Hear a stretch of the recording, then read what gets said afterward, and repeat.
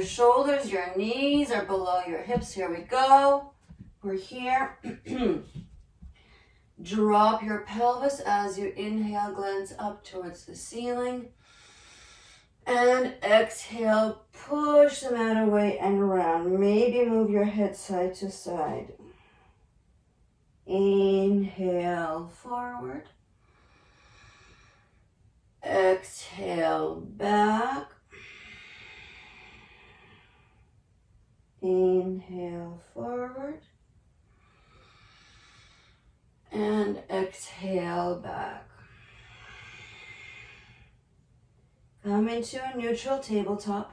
Step your right foot back, squaring off your hips so that your hip bones are both equidistant from the ceiling. Float that heel up to be about hip height. And then extend your left arm forward. So as you extend your left arm and right leg, your hips are squared off, nice and heavy. Your left thumb faces up towards the ceiling, your right and left pinky towards the ground. See if you can press into your right palm any amount more. Take one more inhale here. Exhale, elbow to knee and round. Inhale out. Exhale in for 2. Inhale out. Exhale in for 3. Inhale out. Exhale in for 4. Last one. Inhale out. Exhale in for 5. Hold and release. Move through a round of cat-cow. Back to neutral. Nicely done. Step your left foot back, squaring off that hip. Lift up heel to be about hip height. And then float your right arm up. Nice. Hi, Bridget. I see you. Making sure that your left hand is really pressing into the ground. Turning on your core. Imagine that you've turned on this brace that's wrapping around you like a coil. Take one more inhale here, extending your limbs in opposite directions. Exhale, elbow to knee and round. Inhale out. Exhale in for 2. Inhale out. Exhale in for 3. Inhale out. Exhale in for 4. Last one. Inhale out. Exhale in for 5. And release. Walk your hands about 6 to 8 inches forward. Tuck your toes under. Push up and back. Adho Mukha Svanasana, downward facing dog. With your next inhale, float your right foot up towards the ceiling. Step your foot by your right thumb. Spin your left heel down. Heel to middle of arch alignment. Make sure you have a block behind your right ankle. Inhale, Virabhadrasana to Warrior 2. So as you come into this Warrior 2, drop your shoulders away from your ears. Nice and strong warrior. Begin to straighten out your right knee. Inhale, reach forward, hinging at the hips. Exhale, Uttita Trikonasana. Your right hand can go on that block. Left hand up towards the ceiling. Your gaze up towards your left thumb, your drishti. With every inhale, see if you can grow a bit taller. With every exhale, rotate a little, excuse me, a little bit more around your axes.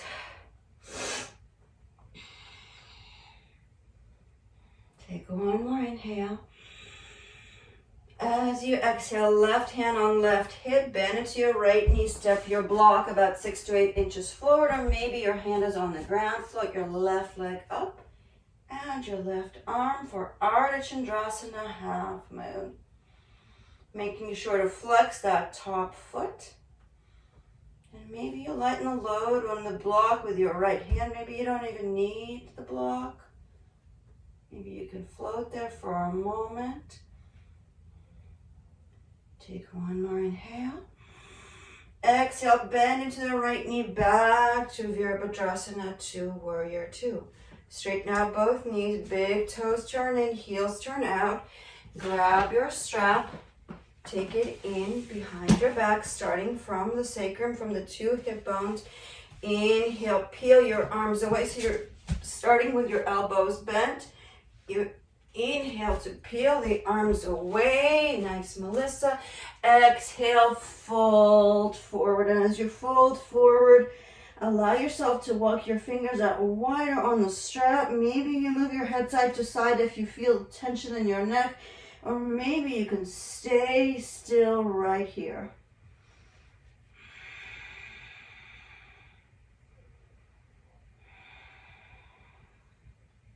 Allow yourself to place the weight into the toes, out of the heels. Imagine that you can slide a piece of paper under the heels.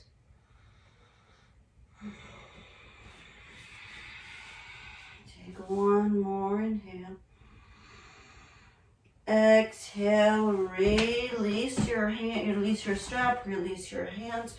Walk your hands towards the left side of the mat. Bring your left foot back. Move through your vinyasa. Or go straight to downward dog. Okay, everybody turn back around towards me. All right, that's fine. That's cool. Float your left leg up towards the ceiling. Step your foot by your left thumb. Spin your right heel down. Make sure you have a block behind your left ankle. Heel to middle of arch alignment. Inhale, Virabhadrasana 2, Warrior 2. Drop your right palm, flip the left, come into reverse warrior as you inhale. Straighten out your left knee. Exhale, lean forward, hinging at the hips. Left hand comes to the block, or maybe it's on your foot. Right hand comes up towards the ceiling. Utthita Trikonasana, or triangle. With every inhale, see if you can grow taller. With every exhale, rotate a little bit more around your midline. Your right shoulder comes back, left shoulder comes forward. Trying not to lock out your left knee, so maybe a micro bend in that left knee. Take one more inhale. As you exhale, bend into the left knee. Take your block, step it forward about 6 to 8 inches. Float your right leg up. Ardha Chandrasana, half moon.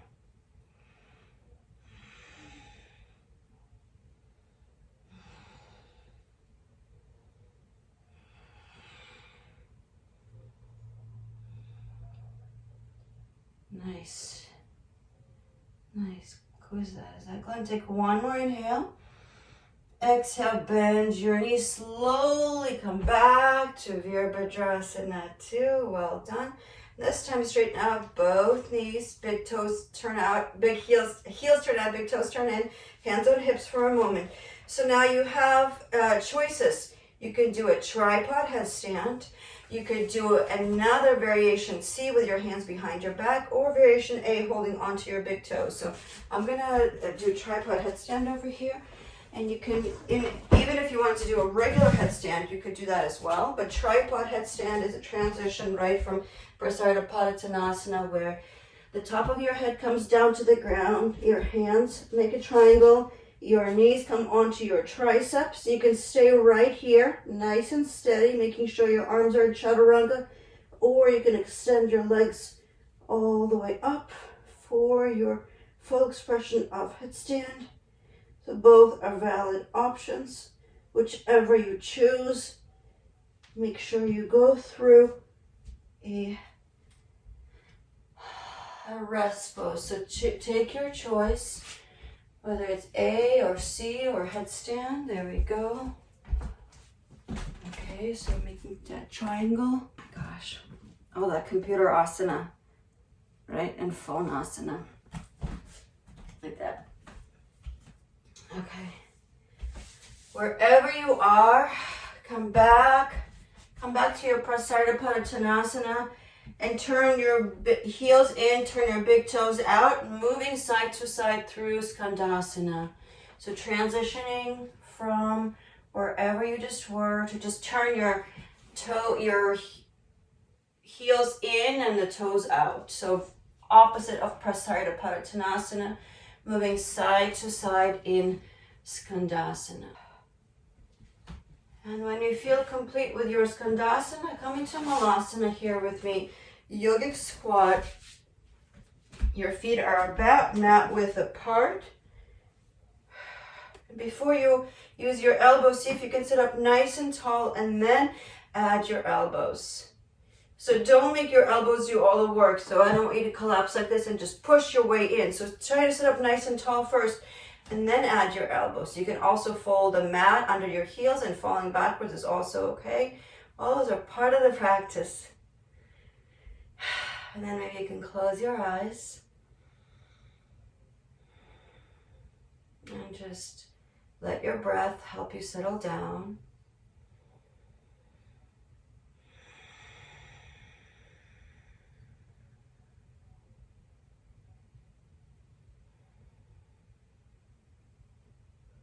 Your Ujjayi breath may be shifting, maybe leaving. Your breath may become nice and calm.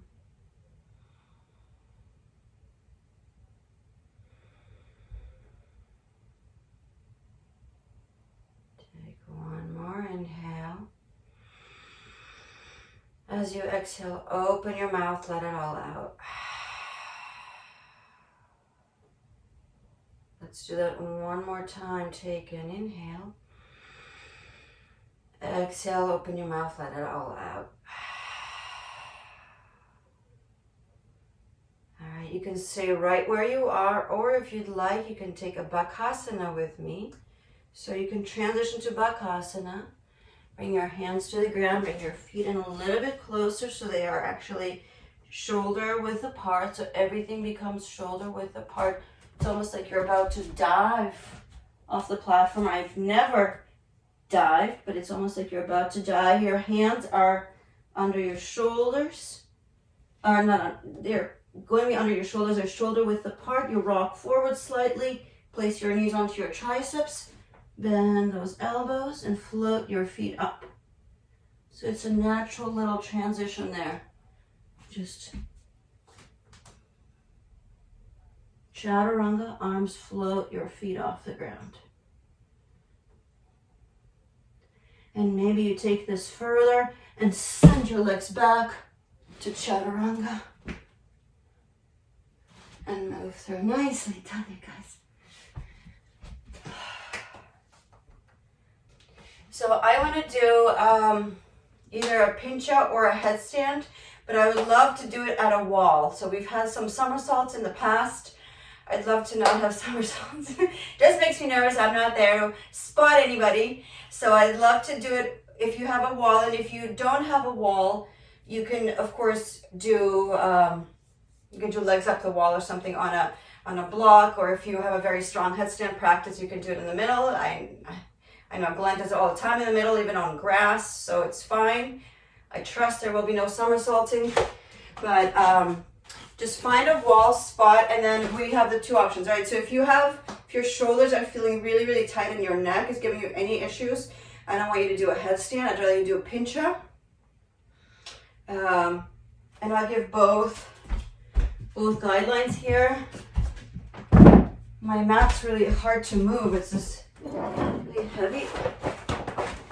Oh. All right, that's good enough. All right, so once you have your wall space, we have the two options. Okay, this is in the way. The two options are headstand or pincha. I'm going to show you pincha first. So with pincha, your forearms are on the ground, your head is not on the mat. So you can move your head side to side, you walk your feet in a little bit closer, and it's kind of like coming into a handstand, but you're going to walk your dominant foot in, the other one's going to go up and down, and you just take a little hop. So that's your pincha at the wall. And of course, if you're practicing away from the wall, you just hang out here. I always find we do things differently when we have a wall versus when we don't have a wall. So I do it differently at the wall. Without the wall, you just kind of try to balance more. And then the wall is there for kind of protection. So that's pincha, that's number one. Number two, and you may already be doing it, and number two is headstand. With a headstand, you chop your arms down. It's the top of your head, right, the crown of your head that's going to go down. Your elbows come in a little bit closer. And you may not need the wall, but it's just there for protection. You can bring one leg up and then the other. Nice and easy. And when you come down, one leg comes down, then the other. And take a child's pose. Together, unmask. A restorative child's pose. So come back to the mat from wherever you were. Let yourself melt into the mat a little bit.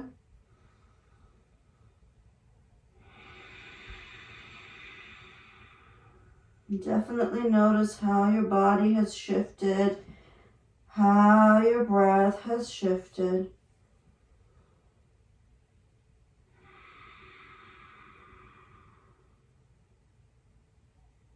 And see if you can drape your forearms to the mat. Trying not to hold them up in the air.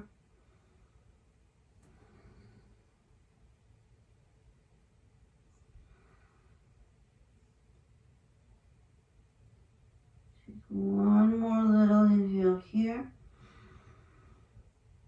And as you exhale, open your mouth, let it all out. Begin to extend your forearms out in front. Glance up. Your hands are about shoulder width apart.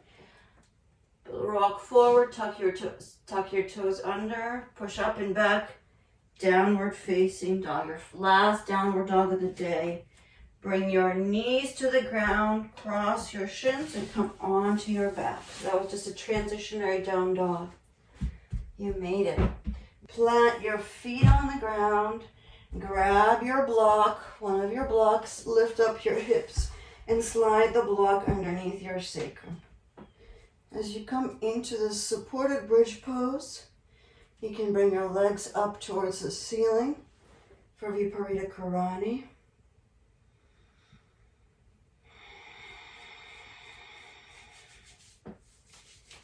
If you like,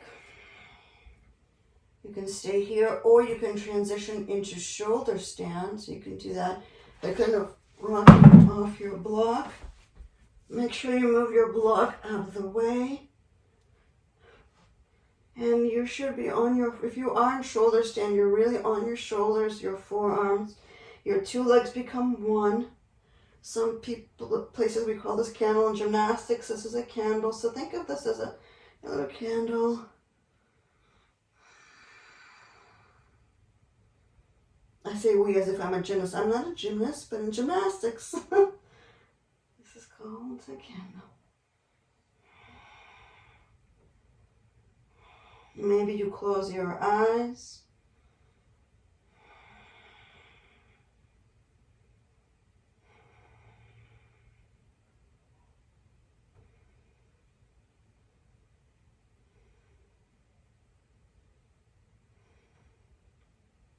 And when you're ready, you can begin to transition maybe to Halasana if you're in shoulder stand, or maybe if you're in supported back bend, then you would plant your feet back on the ground, float your hips up, move the block out of the way. Wherever you are, drop your knees to the left with your left hand on top, and gaze to the right.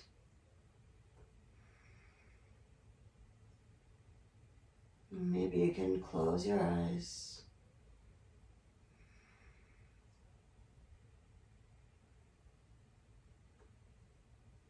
Switch the sides, dropping your knees to the right and your gaze to the left.